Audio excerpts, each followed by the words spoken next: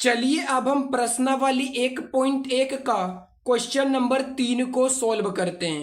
Question number 3 है, किसी parade में 616 सदस्यों वाली एक सेना की टुकड़ी को 32 सदस्यों वाले एक आर्मी बैंड के पीछे मार्च करना है। दोनों समूहों को समान संख्या वाले स्तंभों में मार्च करना है। उन स्तंभों की अधिकतम संख्या क्या है जिसमें वे मार्च कर सकते हैं। आप सिर्फ यहाँ पे गौर कीजिए, अधिकतम संख्या, हमें अधिकतम संख्या पूछा, स्तंभों की अधिकतम संख्या। तो अगर आपसे कहीं भी अधिकतम संख्या पूछा जाए तो आप उसका सिर्फ HCF निकाल दीजिएगा, वही हो जाएगा उसका आंसर। क्योंकि HCF का फुल फॉर्म क्या होता है, हाईएस्ट कॉमन फैक्टर। हाईएस्ट मन होता है अधिकतम, तो अगर कहीं अधिकतम पूछे तो सिर्फ आपको उसका HCF निकाल दीजिएगा। तो हम यहाँ पे क्या करेंगे, तो स्तंभों की अधिकतम संख्या बराबर हो जाएगा 616 और 32 का HCF हो जाएगा। तो चलिए इसको सॉल्व करते हैं। तो देखिए यहाँ स्तंभों की अधिकतम संख्या इज इक्वल टू हो जाएगा 616 और 32 का क्या HCF। और ये जो हम HCF निकालेंगे यूक्लिड विभाजन प्रमेय से निकालेंगे, क्योंकि हम यहाँ जो है यूक्लिड विभाजन ही पढ़ रहे हैं। तो हम लिखेंगे इसको, माना A इज इक्वल टू, तो देखिए जो बड़ी संख्या होता है हम उसको मानते हैं A, और जो छोटी संख्या होता है हम उसको मानते हैं B मानते हैं। आपको ये याद रखना है कि जब हम यूक्लिड विभाजन प्रमेय से अगर कोई भी HCF निकालते हैं तो बड़ी संख्या को A और छोटी संख्या को B मानते हैं। मानेंगे A इज इक्वल टू 616 हो जाएगा और B इज इक्वल टू हो जाएगा 32। तो अब लिखेंगे यूक्लिड विभाजन एल्गोरिदम से, यूक्लिड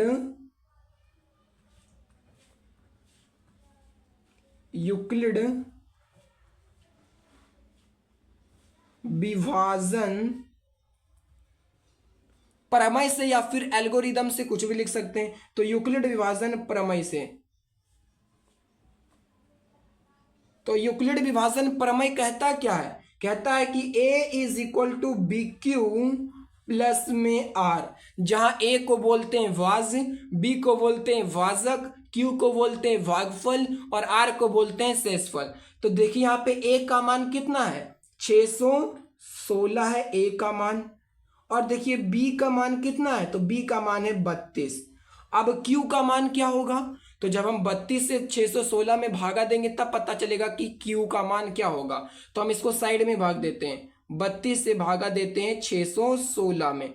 अब क्या कीजिए, इसको आप एक बार में लगाइए, तो 32 से कम 32, एक पैंचा लेंगे हो जाएगा, 11 में से 9 घटाएंगे तो बचेगा, सॉरी 11 में से 2 घटाएंगे तो बचेगा 9 बचेगा। अब यहाँ पे बच गया 5 में से 3 घटाएंगे तो बचेगा 2, 29 हो गया। अब यहाँ पे 6 उतर जाएगा। अब आप इसको क्या कीजिए कि 9 दूनी 18, 9 तीन 27 से 28। अब इसको 9 बार में लगाइए, कितना बार में लगाइए, 9 बार में लगाइए। तो जब हम इसको 9 बार में लगाएंगे तो क्या होगा, 9 दूनी 18 के 8, बाकी 1, और 9 तिया 27 और 1 28 हो जाएगा। तो एक पैंचा लेंगे, 16 में से 8 जाएगा 8, और ये से ये कट गया। तो देखिए जब हम इसको 32 बार में लगाएं तो भागफल कितना आया, 19 आया। तो लिखेंगे हम यहाँ 19 और प्लस में R, यानी कि शेषफल कितना आया, 8 आया। तो देखिए यहाँ पे R का मान जो है 0 के बराबर है, तो नहीं है। जब तक R का मान 0 के बराबर नहीं आएगा तब तक हम इसको भाग देते रहेंगे। अब फिर क्या करेंगे, हम 8 से भाग देंगे, ये वाला 32 लिख देंगे यहाँ, तो 32, तो ये हो जाएगा 8 चौके 32, ये पूरा पूरी कट गया। तो अब क्या करना है हमको कि हम ये 32 को लिखेंगे यहाँ, A के पास लिखेंगे 32 को और B के पास लिखेंगे हम ये शेषफल 8 को लिखेंगे गुना। तो जब हम 8 से भाग दिए 32 में तो देखिए ये कितना बार में लगा, 4 बार में लगा।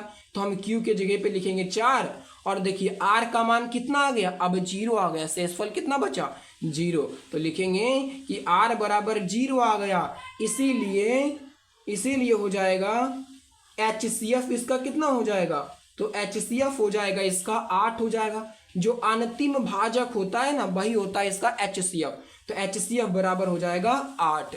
तो अब हमें अंत में लिखना है, अतः स्तंभों की अधिकतम संख्या, स्तंभों की अधिकतम संख्या इज इक्वल टू कितना हो जाएगा, 8 हो जाएगा, क्योंकि इसका HCF 8 आया, इसलिए स्तंभों की अधिकतम संख्या 8 आ गया। यही हो गया इसका आंसर। अगर आपको ये वीडियो अच्छा लगा है तो वीडियो को लाइक कर दीजिएगा, और अगर आप हमारे चैनल पर पहली बार है तो चैनल को सब्सक्राइब भी कर लीजिएगा।